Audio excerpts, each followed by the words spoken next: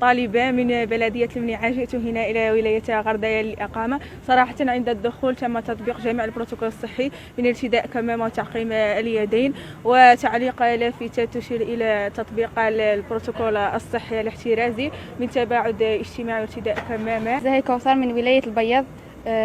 جيت نقرأ في جامعة غردايا رغم الظروف والنقل موش متوفر بالصحة الحمد لله. جينا لقينا البروتوكول الصحي مطبق وراه متهلين فينا والإقامة ثاني. معكم إيمان بالجودي. صراحة الخدمات الجامعية سهلوا لنا جميع الإجراءات.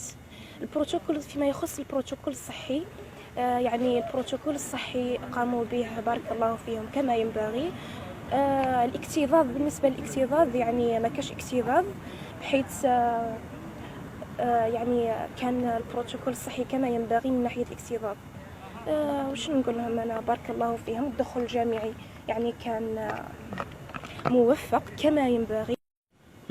فيما يخص الاستاتستيك يعني الإحصائيات على مستوى الخدمات الجامعية، وهذا بالتنسيق الحسن مع مديرية الجامعة، رانا نتنسقوا معهم يوميا وصدير يوميا مع الجامعة. وفيما يخص كاع الإحصائيات، دونك عندنا حنايا بعثوا لنا، عندنا هنا 400 اتيديونت، 400 طالبة و208 طالب على مستوى ولاية غردايا.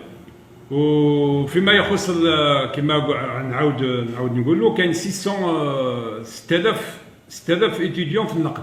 6000 راهم يتنقلوا يوميا، ينقلوا 6000. عندنا 4 روتاسيون، 4 مراحل يطلعوا يهبطوا انسي سويت.